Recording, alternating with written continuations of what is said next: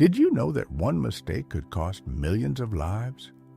In this story, the USA decided the fate of the war in just a few days. If you're interested in the truth about World War II, subscribe and hit the like button. There are many shocking facts ahead. March 6, 1944, the skies above Berlin, altitude 28,000 feet. Can you feel the chill biting through your flight suit? Can you hear the distant rumble of engines, the static in the radio, the tension crackling like electricity in the cockpit? That day, the 56th Fighter Group soared into the heart of a maelstrom, the largest aerial clash the European theater had yet witnessed. Thunderbolts, the mighty P-47s, roared through the icy heavens, meeting the Luftwaffe head-on. And then something astonishing happened, something that would tilt the scales of air combat forever. As the German fighters, Focke-Wulf 190s and Messerschmitt 109s, executed their trusted maneuver, pulling sharply into steep, skyward climbs to shake off pursuit, they expected the same outcome they'd seen for months. The American planes, weighed down by their bulk, should have faltered, as they always had. This tactic had been their escape hatch, their shield. But not this time. The Thunderbolts stayed glued to their sixes, shadowing them through desperate ascents into thinning air, where engines gasped and lift faltered. At nearly 28,000 feet, as both hunters and hunted approached stall speeds, the American guns opened up. Tracer rounds lit the sky like dying stars. Black smoke spiraled from crippled Luftwaffe machines. German pilots punched out, their silhouettes briefly framed against the clouds as parachutes blossomed behind them. By the time the mission concluded, the 56th had claimed 11 enemy aircraft without losing a single Thunderbolt. How? What had changed? The answer lies not in the clouds over Berlin, but months earlier, on the ground inside the design labs and engineering bays of two American propeller manufacturers during the punishing winter of 1943. While bombers limped home, riddled with holes, and fighter squadrons filed grim after-action reports describing foes vanishing into the sky, engineers back home confronted a vexing dilemma. The P-47's Pratt & Whitney R-2800 engine churned out a staggering 2,000 horsepower, but the aircraft struggled to climb. Why? Where did all that raw power vanish? The culprit, a sleek, narrow-bladed Curtiss electric propeller, ideal for high-speed cruising above 350 miles/hour. It sliced through the air with minimal drag. But when the throttle was opened wide at low speeds during vertical climbs, those slender blades couldn't grip enough air to translate power into upward thrust. The engine screamed in frustration, guzzling fuel and spitting heat, but the aircraft lagged behind, climbing like a heavyweight boxer on tired legs. Let's shift the scene. January 1943, Republic Aviation Headquarters, Farmingdale, Long Island. Inside the dim office of Alexander Kartveli, a storm was brewing, not in the sky, but in combat reports arriving from England. Each one told the same grim story. German fighters diving through bomber boxes, unleashing chaos, then rocketing skyward to safety. The Thunderbolts tried to pursue, but failed. The performance stats were damning. While the P-47s clawed their way upward, the Focke-Wulf 190As and Messerschmitt 109Gs leapt to combat altitudes with shocking agility. That delay, those precious seconds, meant death. Pilots were being lost, not for lack of courage, but because their machines couldn't keep pace. Some within the Army Air Forces began to ask the unthinkable. Was the Thunderbolt still fit for the front line? Kartveli understood the root of the issue. Propeller efficiency isn't just about size or shape, it's about harmony. between blade area and flight conditions. At speed, narrow blades shine, but during a climb when airspeed is low and every ounce of thrust matters, blades must grab hold of the air like a paddle against water. That demanded surface area. Bigger, broader blades, simple in theory, maddening in execution. Change one element of a propeller, and you risk destabilizing the entire aircraft. Poorly balanced blades could produce destructive vibrations. Misjudged weight could unseat the engine or snap mounts. Altered torque characteristics could send the aircraft veering off the runway on takeoff or worse. Republic aviation needed something radical yet seamless. A new propeller that delivered vastly more blade area while integrating smoothly into existing airframes. Two titans entered the fray. On one side, Curtiss Wright, maker of the original narrow blade design. On the other, Hamilton Standard, whose propellers powered a wide range of military aircraft. The stakes? Nothing less than air superiority and the survival of thousands of American airmen. The race was on. Through the frigid months of early 1943, both teams toiled under flickering lights and howling winds. Wind tunnels screamed. Calculations ran deep into the night. Stress loads were analyzed. New hub assemblies and pitch controls were built, tested, scrapped, redesigned. And overhead, always, loomed the shadow of war. The knowledge that whichever design won wouldn't just roll off assembly lines by the thousands, it would decide who lived and who didn't. Imagine this. While American pilots were risking their lives in the frozen skies over Europe, engineers back home were fine-tuning blade chord lengths and twist angles in sterile labs. The contrast was stark death and fire on one side, calculations and prototypes on the other. But both fronts were crucial, and victory depended on both. At Hamilton Standard, the engineering team dared to defy convention. Instead of refining the slender razor-like propeller blades that had long dominated aircraft design, they envisioned something audacious, wide, paddle-shaped blades, more akin to oars than knives. Where traditional blades sliced the air, these would seize it, thrusting like rowers pulling against a current. The chord, the width of the blade increased dramatically. Much of the blade remained broad and almost rectangular, tapering only near the tips. To traditional aerodynamicists, this looked barbaric, crude, inelegant. But when wind tunnel data came in, it stunned even the skeptics. The paddle blades produced a dramatic boost in thrust during low-speed climbs, with only a marginal loss in top speed efficiency. Curtiss Wright, not to be outdone, answered with their own bold solution. Their version retained the familiar elliptical blade profile, but massively increased surface area. They added distinctive blade cuffs at the base, smoothing airflow into the hub and reducing vibrations, an elegant balance of power and refinement. Both designs were a quantum leap beyond the original narrow blade propellers. April 1943. Republic Aviation received prototypes from both manufacturers. The testing phase began immediately, no time to waste. Test pilots at Republic's Long Island facility and at Wright Field in Ohio put the new propellers through their paces. Climb after climb, maneuver after maneuver, data poured in. The verdict? Both designs delivered astonishing improvements. The Thunderbolt, once mocked for its sluggish ascent, now clawed into the sky with fury.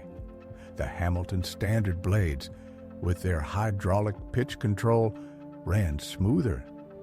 Curtiss's design, on the other hand, meshed more seamlessly with existing aircraft systems, making retrofits to deployed P-47s far simpler.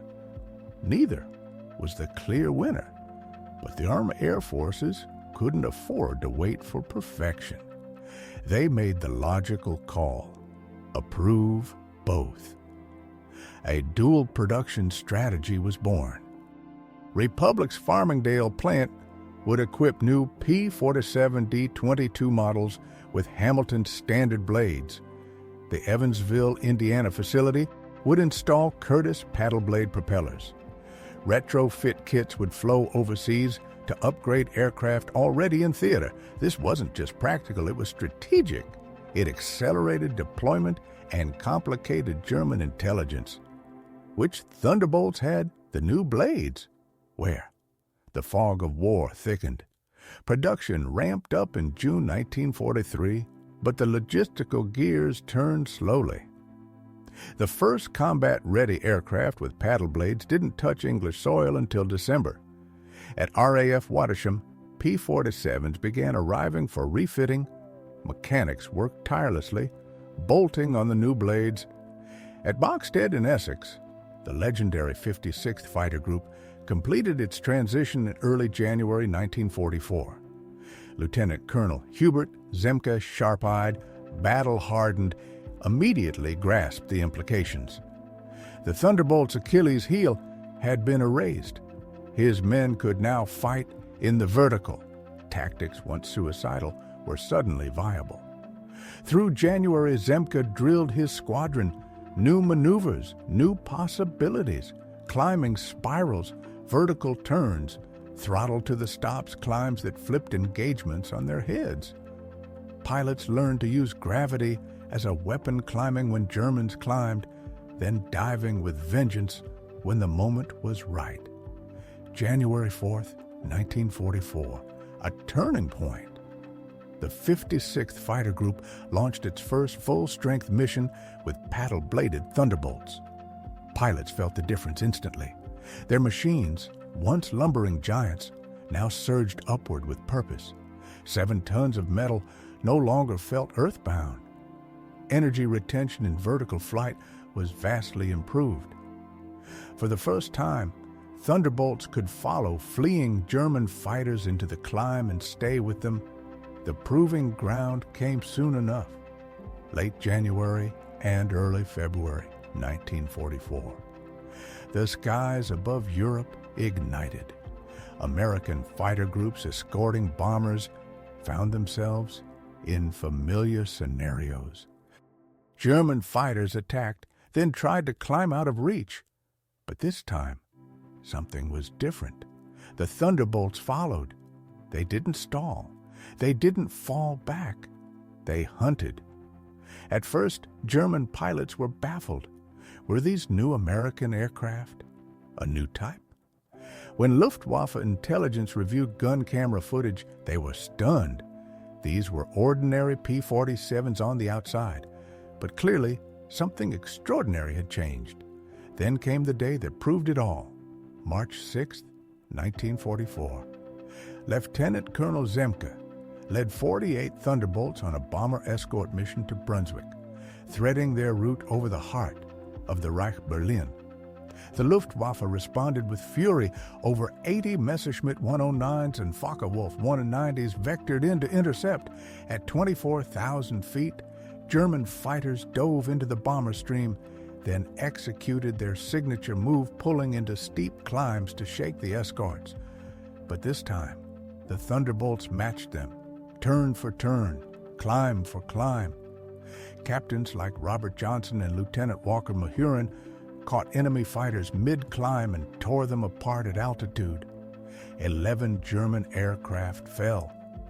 Not one Thunderbolt was lost.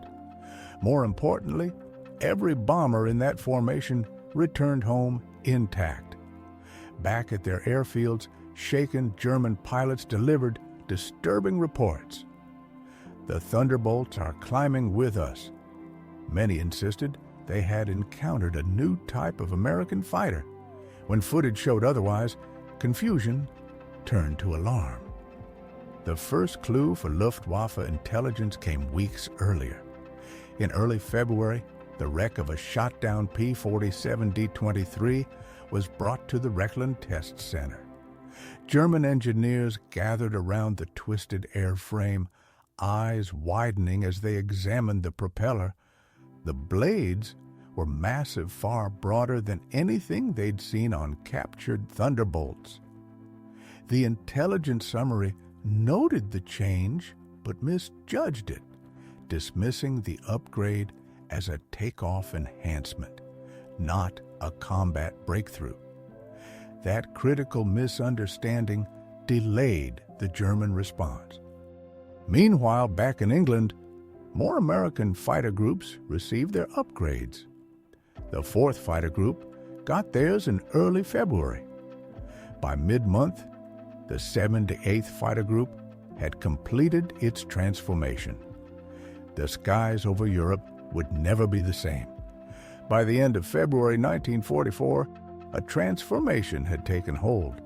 6 out of 8 Thunderbolt groups stationed in England were now flying with paddle blade propellers, and the impact was immediate, undeniable. Where once German pilots had escaped with ease, now they were falling from the sky. The Luftwaffe's tried-and-true escape tactics, the high-angle climb to safety, no longer offered salvation. Take, for instance, February 21st, 1944. Jagdgeschwader 26 engaged the 56th Fighter Group. 7 Focke-Wulf 190s were lost shattered in a single engagement. Major Klaus Mitusch, their commanding officer, filed an after-action report soaked with frustration. His pilots had followed doctrine to the letter. When pressed by American fighters, they disengaged using steep climbing maneuvers. Every one of them was shot down. How could this be? Mitusch demanded answers. Had the Americans fielded a new fighter type? Was the Luftwaffe's trusted tactical playbook now obsolete? The grim truth? No new aircraft had arrived. Just a simple change, one so subtle it slipped past visual recognition, but profound enough to reshape the battlefield. The Thunderbolts had grown teeth. By March 1944, Luftwaffe intelligence finally pieced together the puzzle. Through aircraft wreckage and careful observation, they realized what had happened.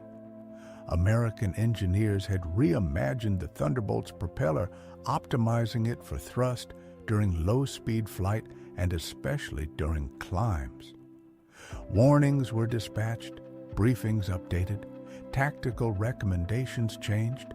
German pilots were now advised, engage only if holding a clear energy advantage. Do not climb to escape. Instead, break away in high-speed level flight. But there was a catch, a fatal one. You can't rewrite instinct overnight. For over a year, Luftwaffe pilots had survived by climbing away from danger.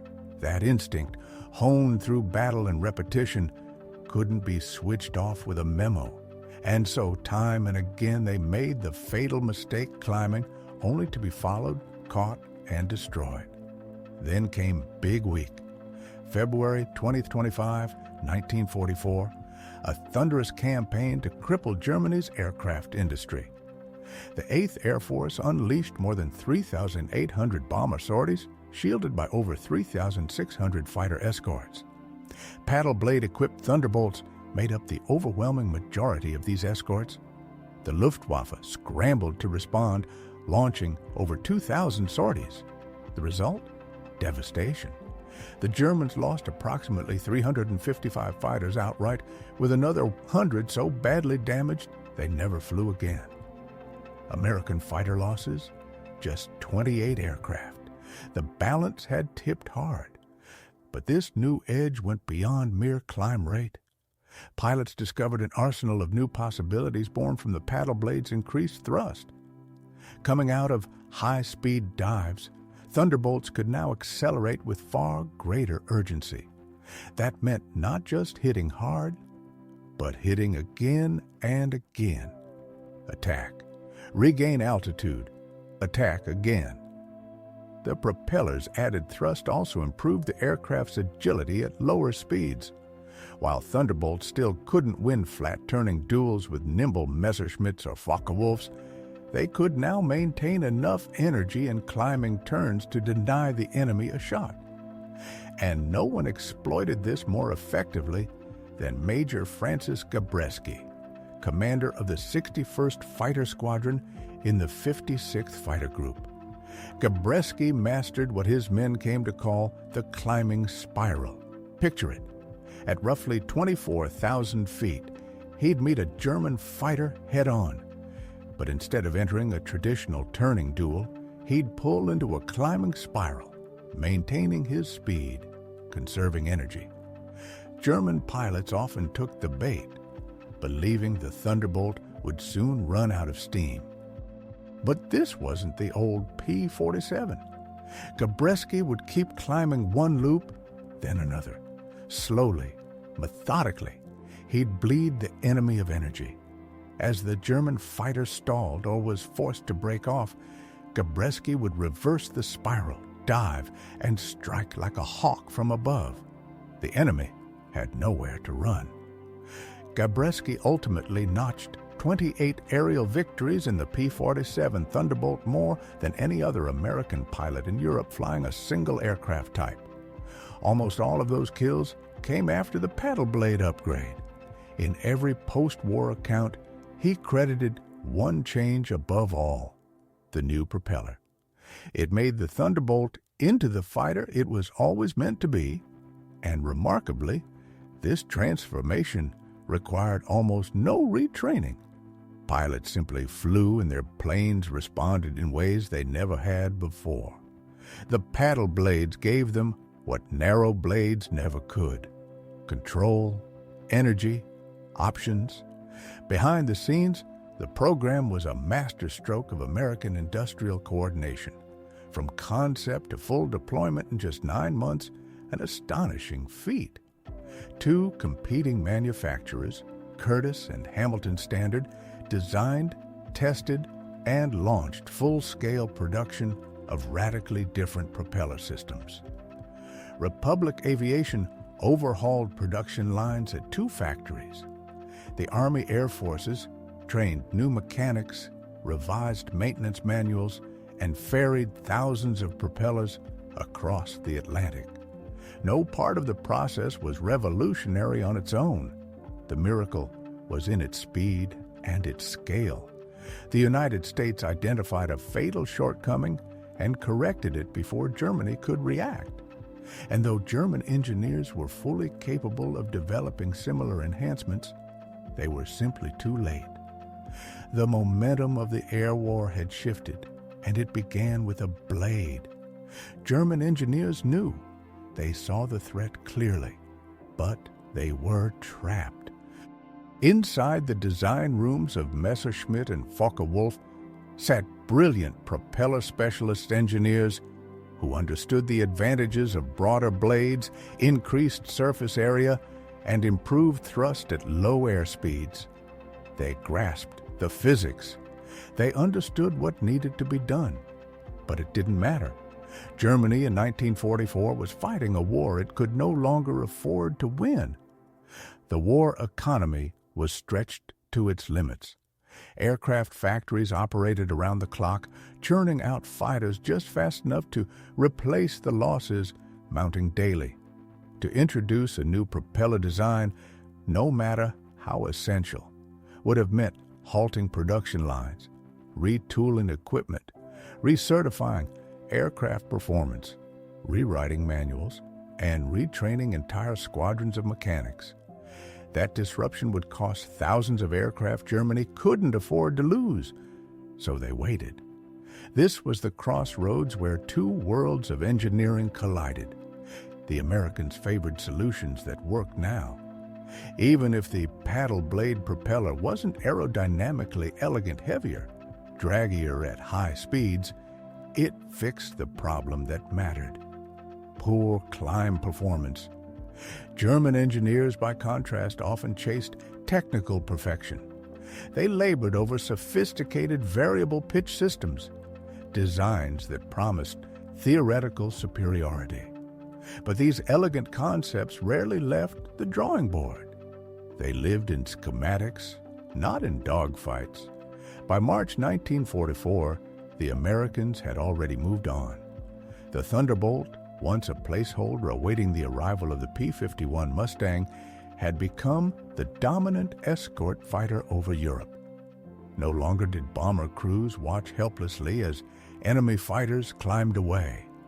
Now they cheered as Thunderbolt surged upward, chasing down and shredding attackers in vertical combat. The psychological tide turned. German pilots, already worn down by the sheer weight of American numbers, now faced a tactical shift that robbed them of their final edge. The Focke-Wulf 190, once superior in nearly every flight regime, now found its supremacy in climbing combat matched if not beaten. The Messerschmitt 109 could no longer rely on vertical escapes. Veteran Luftwaffe pilots who had survived for years were now being hunted down by aircraft they once outflew. The full impact became chillingly clear in the shadow of D-Day. Throughout May 1944, American fighters conducted sweeping missions to secure the skies over northern France. Thunderbolts, now routinely equipped with paddle blade propellers, attacked airfields, destroyed German aircraft on the ground, and tore into any Luftwaffe unit that dared take off. One of their most devastating advantages? Altitude dominance. German fighters scrambling from low altitudes had to claw their way up to meet American formations at 20,000 to 25,000 feet. But the new Thunderbolts could dive to strike, then climb back out before the Germans could respond. The tables had turned entirely. June 6, 1944. D-Day, the day the world changed. As Allied troops stormed the beaches of Normandy, the skies thundered with American aircraft. The P-47 Thunderbolt flew relentlessly over the battlefield, delivering cover, intercepting attackers, and dominating the air. The Luftwaffe managed fewer than 100 sorties over the invasion zone during the most critical 24 hours. By contrast, American fighters launched more than 8,700 sorties. It was an aerial landslide, and that crushing dominance was made possible in part because Thunderbolts could now climb, pursue, and destroy without hesitation. Kill ratios reached 4-to-1 or better. The very weakness that once limited the P-47 had been turned into its spearhead. The numbers told the story. In Q1 1944, before paddle blades were widespread, the American kill ratio stood at 1:8:1. In Q2, with the new blades deployed broadly, the ratio jumped to 2.1. By Q3, it had climbed again to 4. 6.1. Was it just the propellers? No, numerical superiority was growing. Pilot training had improved. German squadrons were filling ranks with green recruits, but the after-action reports were clear. The ability to fight and win in vertical combat played a decisive role. At the heart of it all were two designs: the Curtiss Electric C542S, a four-blade behemoth stretching 13 feet in diameter, each blade vastly broader than its predecessors. It delivered enormous thrust at low speeds enough to change the way Thunderbolts fought. The Hamilton Standard Hydromatic Paddle Blade, offering similar performance, with the added bonus of hydraulic pitch control that simplified operations and improved reliability. The difference in combat? Minimal, but both represented the same triumph. Engineering focused on impact, not just innovation. And behind these blades stood a staggering industrial machine. From June 1943 to December 1944, thousands of paddle blade propeller assemblies were forged, tested, crated, and shipped across the ocean. Each weighed roughly 650 pounds, composed of a hub assembly, pitch mechanism, and 4 massive aluminum blades. Producing one blade took 14 hours of machining. plus additional time for heat treatment and finishing. Shipping them was no small feat. Carefully braced in wooden crates, they crossed the Atlantic on cargo vessels voyages lasting 2 weeks. Once in England, they were trucked to depots, where skilled mechanics performed meticulous installations. Each retrofit required 16 hours per aircraft, from removing old blades to ground testing the upgraded systems. And they did it over and over. Between January and June 1944, more than 1,000 Thunderbolts were retrofitted in theater without disrupting frontline readiness. As summer turned to autumn, tactics evolved. Thunderbolt pilots began refining advanced techniques to extract every ounce of advantage from their new climb capability. One tactic stood out: the vertical scissors. Imagine 2 Thunderbolts engaging a lone German fighter. One pulls up into a steep climb. The German follows. The second Thunderbolt then dives in, forcing the enemy into a desperate defensive turn. Then they switch, spiraling upward and downward in alternating bursts. The German pilot, caught in a deadly dance of energy and angles, is soon overwhelmed. That maneuver would have been suicide with the old narrow blade props. Now, it was symphonic precision and deadly effective. The skies above Europe had become a hunting ground, and the Thunderbolts, armed with paddle blade propellers, ruled it with cunning and force. One of the most lethal aerial tactics evolved during this period was the vertical scissors. Imagine it. A German fighter, desperate to escape, climbs hard to evade a pursuing P-47. But as it begins to lose energy, another Thunderbolt is already waiting positioned to pounce the moment that climb turns into a stall. The German pilot is left with a brutal choice: continue climbing and become a slow-moving target, or level off to retain speed, exposing his flank to a devastating diving strike from the lead Thunderbolt. It was a tactical trap, and the Luftwaffe fell into it again and again. But the revolution didn't end in the clouds. Down on the deck, paddle blade Thunderbolts found new purpose. Their enhanced thrust at low speeds gave them a decisive edge in ground attack missions. Heavily loaded with bombs and rockets, sometimes carrying as much as 2,500 pounds of ordnance, these machines still retained agility and speed that earlier versions lacked. Pilots could now dive in on targets from lower altitudes, reducing exposure to flak. And after delivering their payload, they could climb away with urgency, escaping the deadly umbrella of German anti-aircraft fire. Between April and September 1944, Thunderbolts flew over 8,000 ground attack sorties, sustaining just 820 losses from all causes. That's a staggering loss rate of less than one, an unheard-of figure in the brutal world of tactical air warfare. Even as the P-51 Mustang entered widespread service, many fighter groups stuck with their Thunderbolts. Why? Because now the aircraft wasn't just survivable, it was versatile, reliable, and deadly. Take the 56th Fighter Group, for example. Under the leadership of Colonel Hubert Zemke and later Colonel David Schilling, the group flew Thunderbolts from start to finish. Not because they had to, but because they chose to. The 8 50 caliber guns, the rugged airframe, and above all, the transformed climb performance gave them everything they needed, and the enemy noticed. Major Günther Rall, one of the Luftwaffe's most experienced aces with 275 aerial victories, later admitted in post-war interviews, the new Thunderbolts, the ones with paddle blades, were a different animal altogether.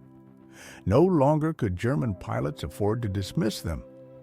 Rall and others spoke of the Thunderbolt with the same respect they gave the P-51 Mustang. It could match their performance in almost every combat scenario, and it was relentless. The engineering lessons, profound.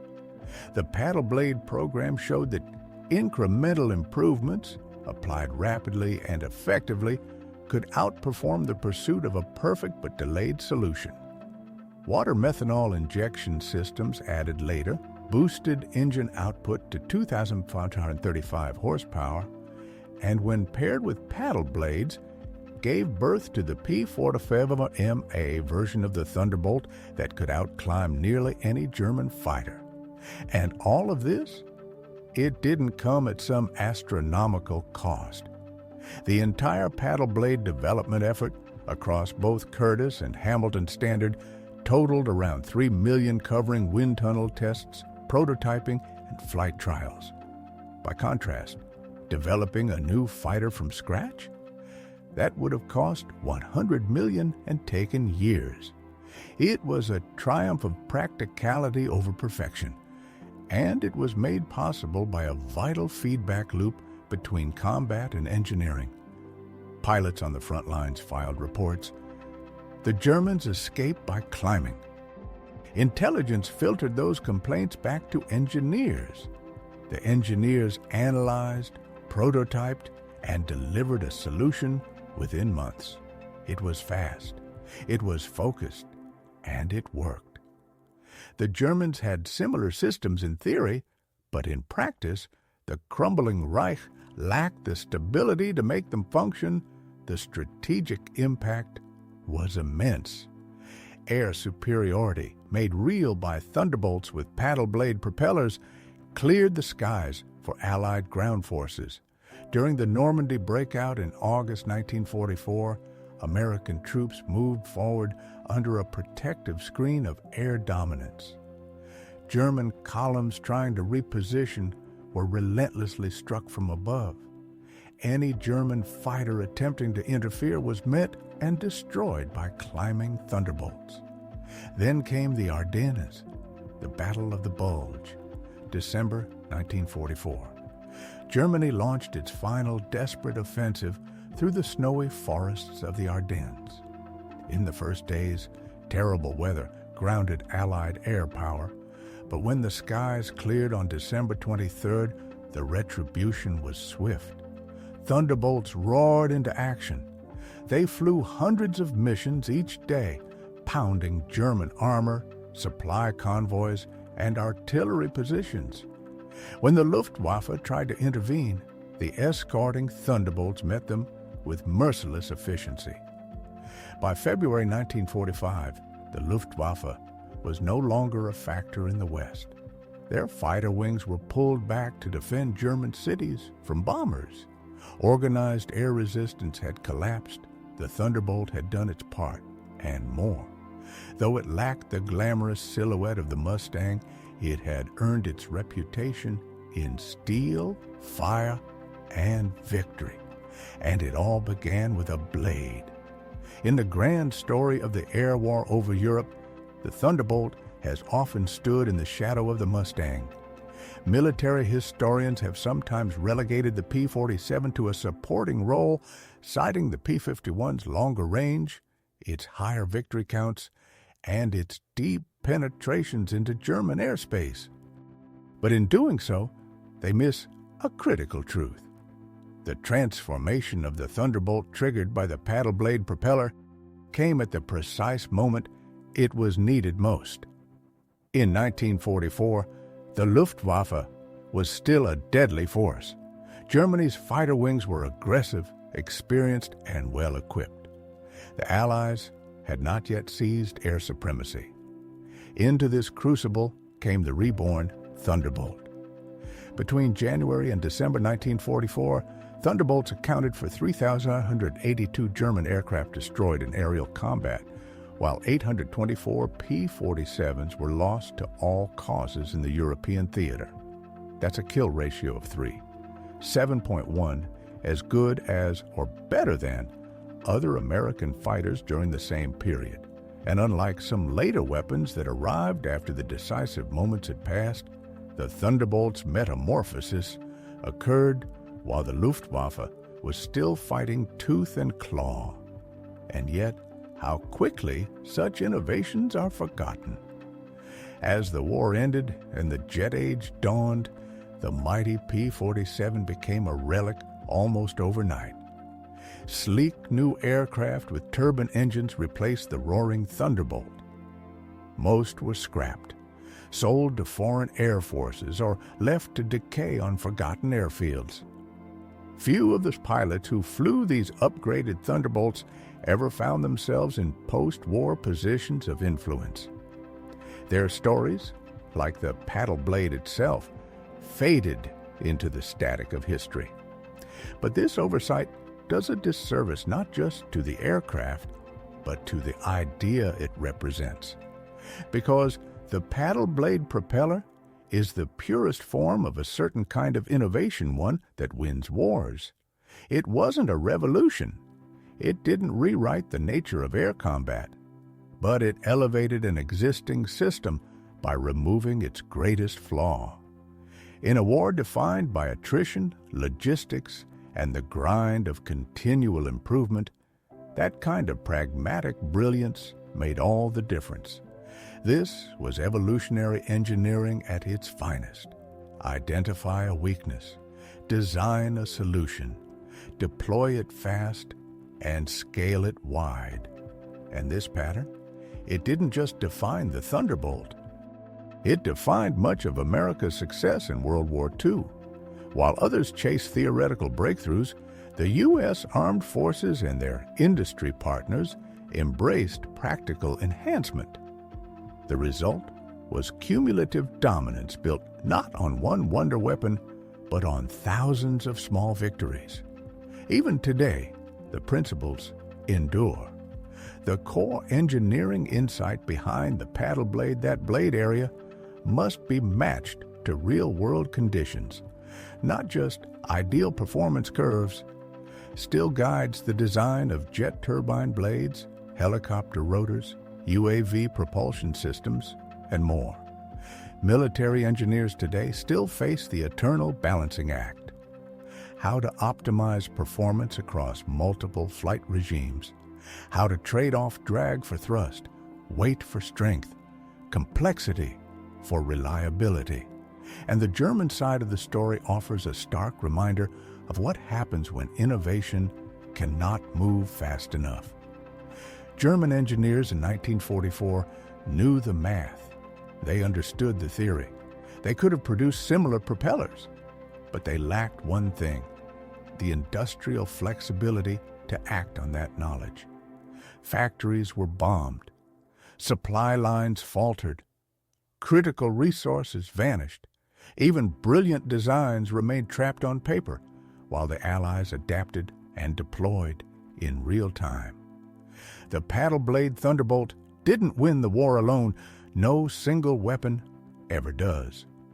But it embodied the method by which wars are won, through the weight of 1,000 improvements, each one a carefully targeted answer to a pressing problem, each one delivering just enough edge to matter.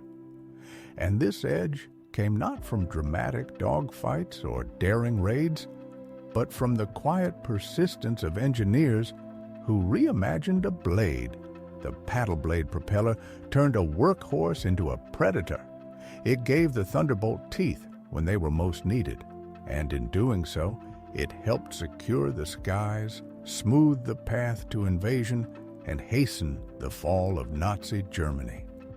It deserves to be remembered not as a footnote, but as one of the decisive technological contributions to Allied victory in Europe.